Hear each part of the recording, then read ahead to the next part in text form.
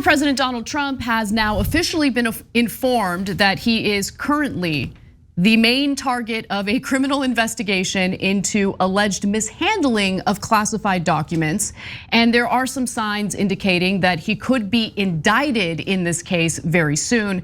Now, Trump's lawyers have been sent a target letter on the matter, and that target letter makes it abundantly clear that Trump is in fact the heart of this criminal investigation. I don't really understand why this is such big news. Obviously, he's the heart of a criminal investigation having to do with classified documents. He's the one who took them home. Oh my God. Yes. It turns out Trump's the target? Yeah. I don't understand cable news, man. They're like, breaking news. The guy who took home the documents is the guy who might have taken them. Yeah. Yeah, that's kind of how it works. I know, Cenk, but prosecutors sent a letter, a target letter to his lawyers. But to be fair to them, I will say this one thing on their behalf. Like, we cater to the powerful so much in this country. The idea that anyone who had power could be indicted is shocking to the rest of the powerful. They're like, it's true. They didn't think it was possible. I did think it was gonna be the milk boy, I really did. But now we're all shocked to find that it's actually Trump himself. Now, The Guardian's Hugo Lowell broke the story and spoke to Ari Melber on MSNBC about it. So you're about to hear some more details about this. Let's take a look. Trump's lawyers were told last week by letter from the Justice Department that the special counsel's office considered Trump a target in the Mar-a-Lago documents investigation. Part of the reason why we're so confident in the designation being applied to Trump is because, from what we understand, several of Trump's top lawyers and senior advisors had a long conversation this afternoon about how to manage the fallout of this letter. And they were trying to minimize how many reporters were going to do a story on it. And Trump himself was really not keen for this to be reported out. And I think when we learned that, we were pretty confident that Trump has been designated a target. Guys, this isn't a story. Okay, that's not the story. We do have a story here. We have other elements and other updates to this investigation, which we'll get to. But like, it is amazing how cable news can take something that is not a story and turn it into one. I actually thought it was Professor Plum in the library with the lead pipe, but it turns out it might be Trump after all. But there are relevant portions here. There are relevant portions. Okay, so a breaking news story today has to do with a former White House official, a career, a career person within politics, right? Not necessarily an elected person. I say this because the individual has not come out by sharing their identity, but they have been interviewed by investigators, both by the prosecution in this case and also by the individuals who want to investigate Biden and his possession of classified documents. But with that said, we're learning interesting information because this is the person who was tasked with briefing both the Obama administration and the Trump administration on how the declassification process works. And the reason why this individual's testimony is so important is because the main defense from Donald Trump and his team of lawyers is that he had the ability to just think about declassifying those documents and boop, that's how it works. More on that in the next video. Let's take a look.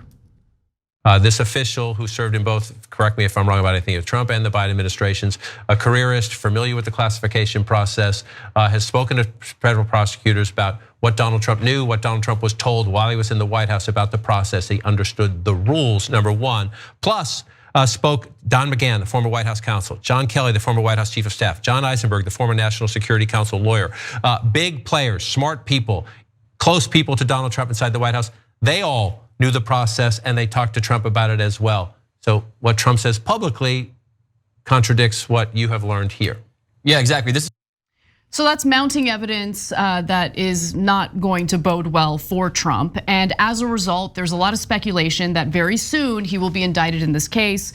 According to The Independent, prosecutors are ready to ask grand jurors to approve an indictment against Trump for violating a portion of the US criminal code known as Section 793, which prohibits gathering, transmitting, or losing any information respecting the national defense. The use of Section 793, which does not make reference to classified information, is understood to be a strategic decision by prosecutors that has been made to short circuit Trump's ability to claim that he used his authority as president to declassify documents he removed from the White House and kept at his Palm Beach, Florida property long after his term expired on January 20th of 2021. Cenk. Okay, so look, every part of this conversation is absurd. We now have to debate things that are just preposterous because the right wing wants to debate them. Like, we think that he could declassify the documents just by looking at them or touching them or thinking about them. These are all things that Trump has actually said. And MAGA then goes, of course, you just laser eye the documents. You can even, sometimes you can just, you smell the documents and they're declassified. That's my favorite method. Right, and like but there's nothing too absurd for MAGA to believe it.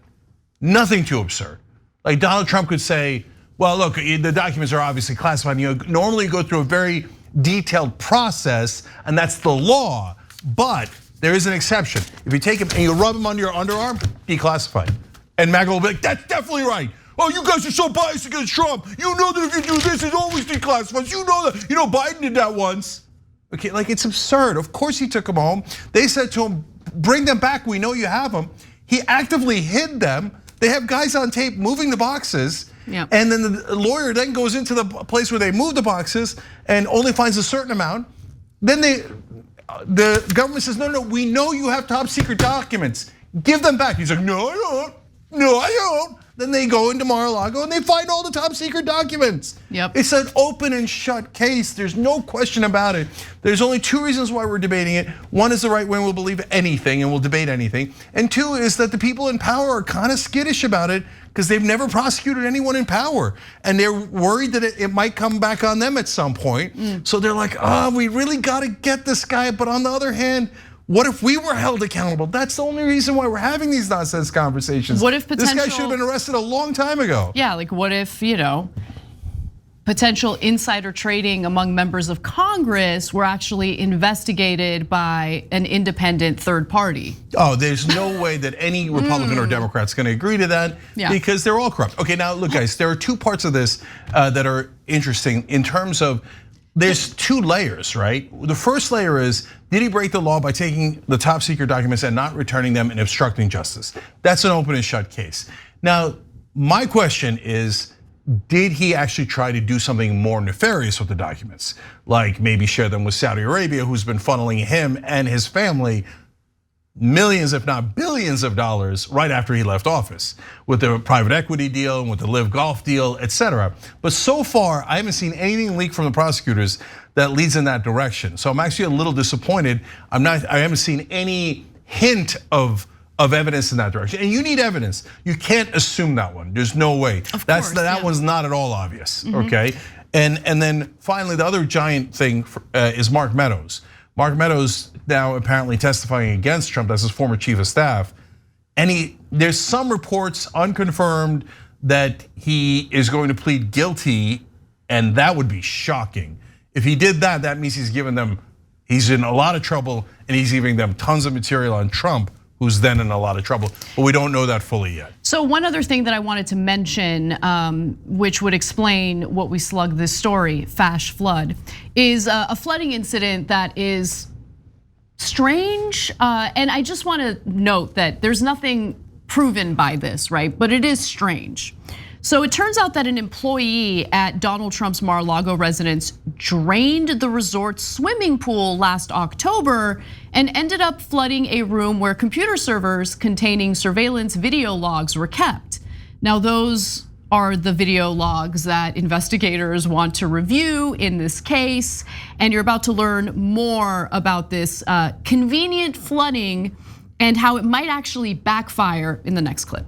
In late October, the Justice Department sent another request to the Trump Organization asking them to preserve surveillance footage. That is that same month that we are told that this pool at Mar-a-Lago was drained. So there are a lot of questions, of course, about how this is factoring into Jack Smith's investigation, whether or not they believe this was intentional or if it was simply a mistake. But another notable detail that our team has uncovered here, Wolf, that maintenance worker in this case has had his phone seized. He has also spoken to investigators. So clearly this is something that they are certainly pursuing and certainly asking witnesses about. So look, it's good that they're looking into that. I mean, it could just be a very strange coincidence. It could be a strategy to essentially, tamper with evidence.